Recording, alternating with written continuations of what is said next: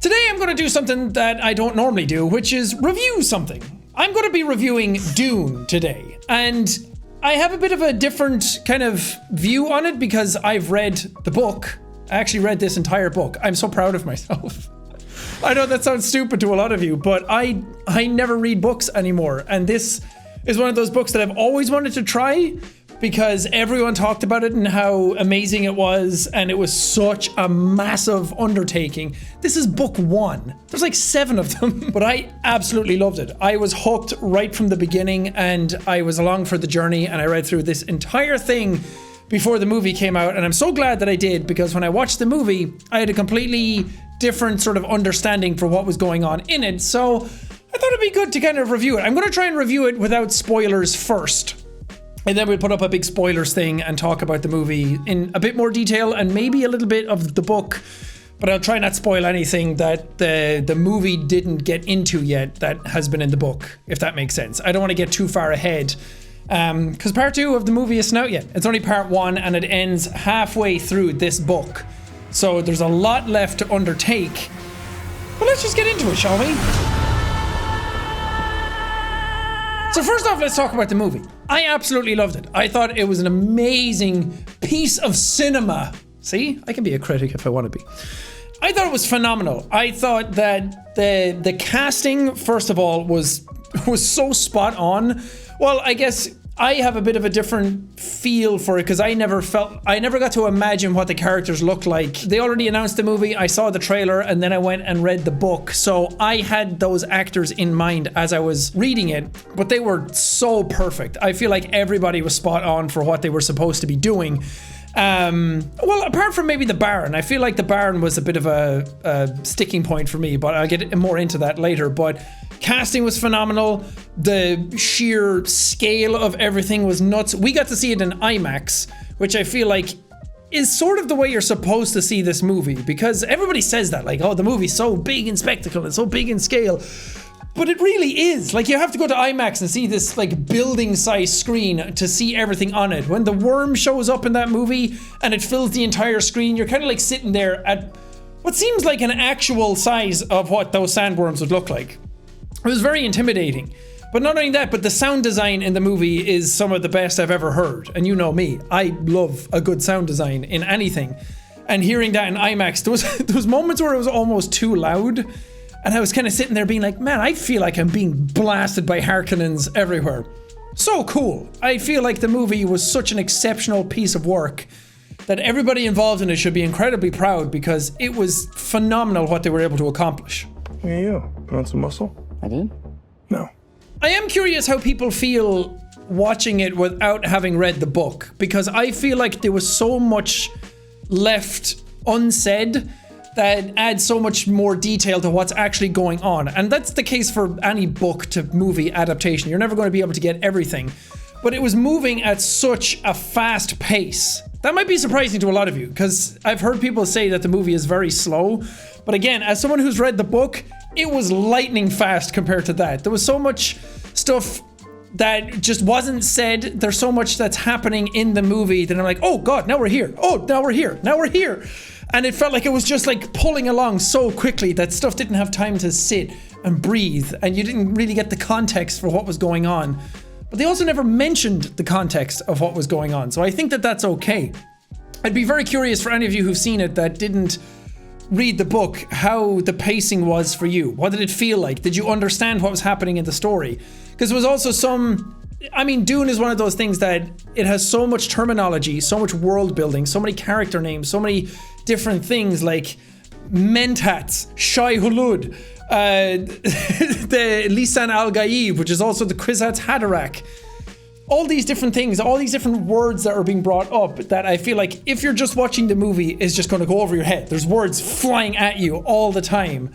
And you either kind of just get it or you don't and move on, and it doesn't really matter because the words don't really matter. But I kind of just sat there watching the movie with my jaw on the floor for almost all of it. Every scene had so much visual palpability to it. Like everything was just so realized and so well done. and getting to see like ornithopters in movie form. They're exactly how I pictured when I was reading the book. That was one thing that I didn't really see too much of beforehand, or kind of forgot. In my head, I was like, they always look like dragonflies. They're the helicopter things in the movie, and they looked exactly like I imagined them to. And there's so much of them in the movie that it was so cool to see them realized. And the sandworms were kind of what I had pictured in my mind. But there's also a bunch of other stuff that I didn't realize, like things like sand compactors. But there was so much in it that I had imagined in my mind what it was going to look like. And then in the movie, it was so much better. I will say that I feel like the Baron is the bad guy in it, played by Stellan Skarsgård. He was phenomenal in it, but there was a few little changes to some scenes with him in it, and I'll talk about that in the spoilers, but his character itself, I feel like, was changed a lot, and I feel like he didn't get enough screen time to be this imposing character that he was supposed to be. Every time he was on screen, he was like cool, and it was scary, but I feel like there's so much more of him in the book that I feel like they didn't do him justice in the movie, and I would have loved to see more of that, because every time he shows up, the scenes are so quick fired, and then it's on to something else. But I feel like that kind of happens a lot with the movie, and some stuff was left out that I'm like, yeah, I get that. You don't really need to have that in the movie. I don't really need to know the ins and outs of absolutely everything, but some stuff is absolutely crucial to understand the sort of politics that's going on to everything in that world. So I'm curious how they bridge that gap with the second movie. But something that I thought was really cool to see was the Bene Gesserit are such a massive, or Bene Gesserit as I was calling them in the book, but Bene Gesserit as they're actually pronounced, which was another thing in the movie. I got to hear how everything was pronounced properly. Like the gum, I kept calling it the gum jabber, which is the needle up to the neck. And it's the gum jabbar. And I was like, oh, that makes a lot more sense, yeah. So it was just fun to see that stuff like be pronounced and kind of have it all fall into place in my mind now and hear how it was actually supposed to be. But I feel like the Bene Gesserit are my favorite part of the book. I think they're so cool. What they're trying to do and the powers that they have are so badass that seeing them in the movie, it was everything I wanted it to be. Especially hearing what they call the voice. It's a training that they do where they speak in a certain tone that gives power over some other person's will. So you find a frequency that I don't know if it's actually per person or if it's just per like race or species, but it's a very specific tone that you have to hit someone's ears, and then they do what you want. It's basically where George Lucas got Jedi mind tricks from, which another thing, reading and watching Dune, you'll see a lot of where it inspired Star Wars, because I think it came out first. So there's a lot of stuff like Dune, the planet. Arrakis is very much like Tatooine. They have like 2 moons. Tatooine has 2 suns. The Bene Gesserit are kind of like the Jedi. And I thought that was really cool to see where those sort of sources came from. And of course, Dune is inspired by other stuff as well. It's very much inspired by like Middle Eastern culture. And oh God, what's the movie? I had it in my head before I recorded this. Shit. The voice that they were using in the movie was so much cooler than I ever thought it was in the book. I thought in the book it was just like, come here. But it was like spoken with such calmness, such clarity that it kind of like pierced your brain and made you do things. But in the movie, holy God, if you don't see that in a theater or on something with subwoofers, if you're watching that on your laptop or a TV, you are completely missing like 50% of the experience with that. Because holy God, when they spoke the voice in the movie, in that theater, in IMAX, the whole room felt like it vibrated. It felt like my head was shaking, that I was gonna be susceptible to this thing. It was so badass. It's one of the coolest vocal sound effects I've ever heard in any movie, and it was the thing that I took away from the movie most. It was so fucking cool. I loved it. It's time. I'm gonna get into spoiler stuff now, but if you haven't seen the movie, I highly recommend you go watch it. Let's put spoilers on screen for this entire thing so people know to avoid it. So I want to talk about where the movie ends. Because the movie ends after Paul fights Jamis, or Jamis.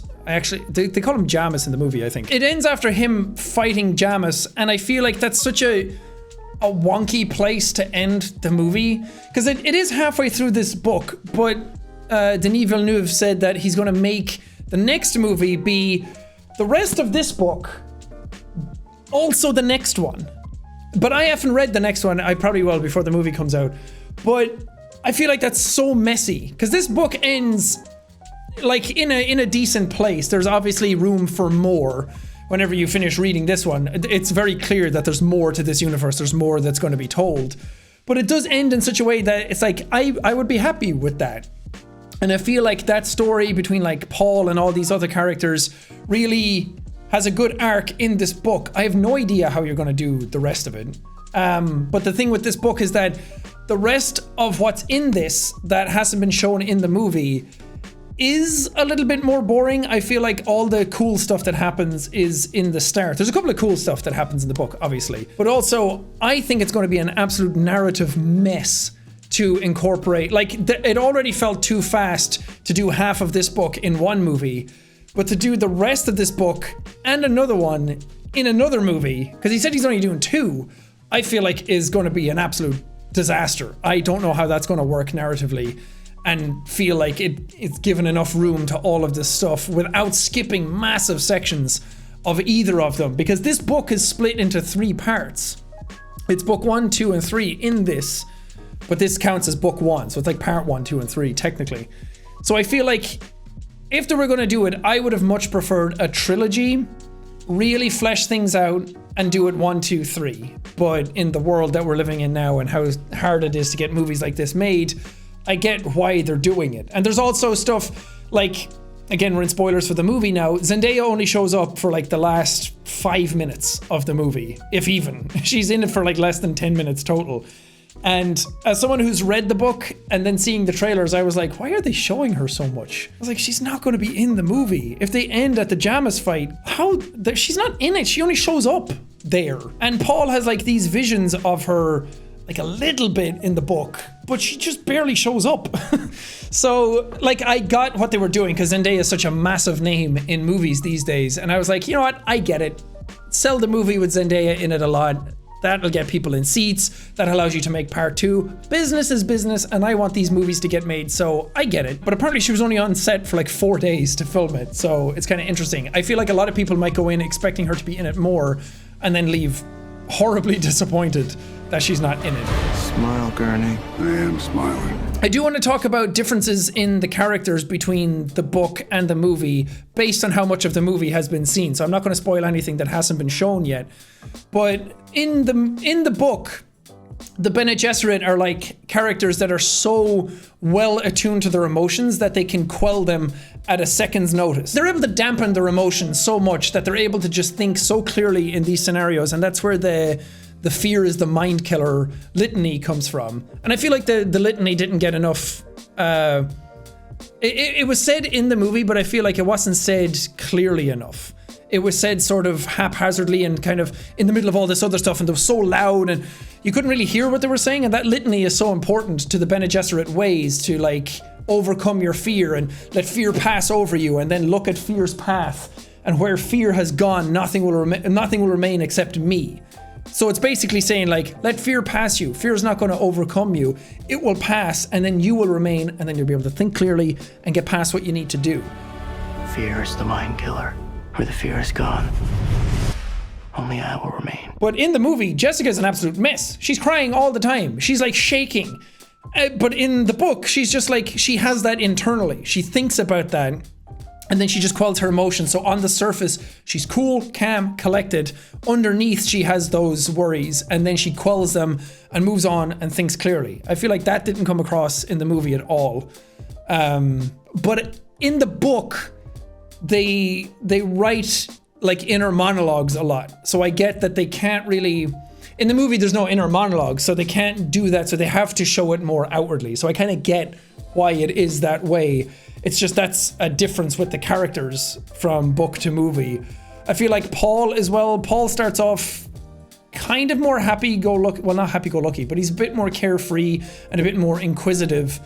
And then after the Duke dies in the movie, he has like a big like moment of like seeing all of these visions, and he gets so intense and he sees the visions clearer than he's ever done before, and he becomes this completely different person because he's able to see like the future basically. And he's always kind of been able to see it, but he gets this like such sudden surge of prescient knowledge that he becomes a bit more cold after that. And I feel like his turning point, he was kind of one note in the movie. I think Timothée Chalamet was perfect for that role. I think he's a phenomenal actor and I love him. But I feel like that change kind of comes so quickly in the movie that it was kind of hard to feel sort of like a build up to it. It kind of was just like, oh, here we are. Okay, go. And then he's like, I'm a freak. And it's like, oh, okay. Because in the book, he like builds up to that so much. He talks about his terrible purpose. He kind of wonders why he's having these visions. And then suddenly when he smells the spice and it like all makes sense to him. And then he's like, oh shit, that's what it is. Oh God, what am I? And then there's a big reveal in the book that wasn't in the movie at all. I'm not going to reveal it here. That doesn't happen in the movie. And that was like a moment where I was like, no. I was waiting for it in the movie for everyone to be like, no. But it just never happened. What's in the box? Pain. The only other thing that I would say that's very different, I mean, there's a lot of very different stuff, but I'm like plucking hairs at this point. Like it doesn't really matter. There is like a scene with a dinner where the whole thing about the Bene Gesserit is that they're able to see through anything you say. If you say something, they're able to be like, oh, there's slight hesitation in his voice. He did that and then he looked away. That means he's lying. Like they're perfect bluff readers. They're able to see through everything. And only the people trained in the Bene Gesserit ways are able to get through that sort of like poker face reading. So there's like a dinner scene where they meet a bunch of people from Arrakis that are all these really important like political figures on the planet. And like Paul and Jessica are reading through everything that's happening. And it's this like perfect mind game of political word warfare that goes on. And everyone's like not a whole lot is happening on the surface, but everything that's not being said is so intense. And it's one of my favorite scenes in the book, and it was such a shame that it wasn't in the movie, but I get it. There's a lot to get through and you can't really spend time on that. But the only other thing that I was kind of disappointed in the movie was the Baron. Because the Baron in the movie is like, he's menacing enough. He's big. He's supposed to be this obese character that needs flotation devices like grafted to him so he floats around because he's too heavy to carry his own weight. I do feel like he wasn't as large as I imagined him from the book. I feel like they could have gone a bit further with it and like made him like really menacing and imposing. In the book, he talks so cleverly. He's not a guy that is physically capable of heading into warfare, so he has to use his mind and his words. And he's so clever in the book. He's so like ahead of the game. He's so in tune with what's going on, and he's kind of like the Bene Gesserit in that way, that he's sort of like a step ahead of everybody. And that just doesn't come across in the movie at all. He's just sort of this imposing figure that has a lot of like power pull, like he's a lot of money and he's a big army, and that's kind of it. So I wish they kind of delved more into that, because I feel like Stellan Skarsgård could have really chewed up those scenes and like really been menacing. And because what struck me with him in the book was that he is this character that's not that threatening physically to see him, but it's when he starts talking that you kind of get scared of him. And I feel like they kind of leaned the other way in the movie. Again, I get it, there's a lot to get through, but it's so lightning fast in the movie that it would have been cool to see more of those scenes. Him and Piter, who's his mentat, the bald dude. Those scenes would have been cool to see. And there's a lot of stuff in the movie, like the mentats like Thufir Hawat and Piter, who, if I said those names and you have no idea who they are and you've seen the movie, again, that might be part of the problem. But Hawat was the guy with the black stain on his lip, and he like rolls his eyes into the back of his head when he's like calculating something. Those guys are called mentats, and they're like human computers. They're trained to do like extremely fast calculations in their heads. And they're trained in that way because in the world of Dune, there's no computers anymore. There's a lot of back history. I'm not going to get into it here, but basically humans have become computers because they don't trust AI anymore, and it's outlawed. You're not allowed to use them because of something that happened in the past. So that's why he was doing that. So there's a lot of stuff like that, and people being able to travel through space. It was explained, actually. I forgot about that it's explained that they travel through space because of the spice. So the guild navigators use it and have these like prescient visions that it allows them to navigate space. It's really cool. And it's such a different take on sci-fi, even though this is like one of the grandfather sci-fi things, to not have like a button that you push and you go warp speed and you just calculate where you're going with a guild, like a map. But to have people do that is crazy. And then there's this big thing about humans versus like people who are altered, so to speak. So there's a lot of stuff like that in the book that I feel like if you want to read it, there's a lot of like added elements to it that I feel like are really, really cool that you'll be able to get into, and it'll just expand this universe so much more. I mean, that's the same with most books from movies. So I feel like there's some stuff missing, but I feel like the stuff that is missing, I get it and it makes sense, and you kind of have to just get through a movie, and there's a lot of stuff to get through. Even reading the book and having a thing at the back that you could like look at it and be like, okay, Arrakis, okay, that's the planet, okay, what is a mentat? And you could like look it up like a dictionary. It was still very confusing. So leaving most of that out of the movie, I guess makes sense. An animal caught in a trap will gnaw off its own leg to escape. What will you do? Let's fight like demons. We can take spoilers off screen now. I was going to do a thing where maybe I talked about book spoilers, but I feel like there's a lot of people who want to read the book now after seeing the movie, so I don't want to talk too much about that. I'll for the people who have read the book, I'll just say that I loved it. I think it's probably my favorite book that I've ever read. Again, I haven't read much. I feel like The Shining was the biggest book I ever read before this, and I think that was my favorite book up until this point. And I'm trying to get through Lord of the Rings as well, but I kind of fell off reading that and stuff came up. So I love this book. I think it's amazing. It was exactly my type of read because, again, I'm not spoiling anything, so don't worry. The way it's written can be difficult for some people because I said there's a lot of inner monologue stuff. So to read that can be a little overbearing for some people to read, but I'm the type of person that I don't like books that describe scenes from like a macro perspective too much. I like when characters are thinking and talking. That locks me in. I don't know if it's something I have to do with my brain. I don't know if I have ADD. I don't know if it's just the type of writing that I enjoy. But I get locked into a scene and picture it so much better when I see characters talking to each other and like thinking to themselves. And that Dune was that to a T. And I was so locked in right from the first pages. It was amazing. I loved it so much, and I loved the movie so much, and I can't wait to watch it again. It was phenomenal. I highly recommend it. I'd say if I'm going to review something, let's give it a score. I kind of want to do these more for things that are coming out. Like I thought about reviewing Squid Game when it came out, and Midnight Mass, because I love consuming media. I love movies. I love TV shows. I absolutely love narrative things. I love talking about them. I do it with Evelyn a lot. I just never do it in video format because I just don't know if people want to watch these. So if you want to watch these types of videos, please leave a like on this video so I know that people are interested in them. And I'll potentially do more in the future for stuff that I'm watching and new movies that are coming out and things like that. But if we're gonna do a review, let's give a score to things, even though I don't think scores really matter too much because I feel like a lot of people just skip to the score and then don't actually listen to anything you're saying. And I feel like that's the whole point of a review, is to divulge knowledge, and then sometimes the scores don't match what you're saying. But I'll give it a 9 out of 10 and go against everything I just said. The only reason I wouldn't give it a 10 out of 10 is because I feel like that's just for the absolute best of the best of the best movies that I will remember for the rest of my life.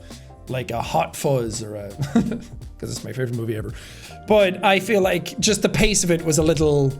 It was a little like jumpy in parts, so I'll give it a 9 out of 10. Go watch it. Dune's amazing. Go read the book if you have absolutely any interest in it whatsoever. Even if you just want to like give part 1 of this book a read. It gets pretty far into where the movie was. I think there's a lot to keep you going in that. There's a lot of setup, a lot of stuff in it that is... there's a lot of like reveals And it explains a lot of what's going on in the universe to there. And I feel like if you can get that far, which is a couple of 100 pages, you'll be hooked, and then the rest of it'll be easy. Book 2 drags a little bit, but then book 3 really starts picking it up again, and it's phenomenal. I liked it a lot. Go watch it. Dune, baby!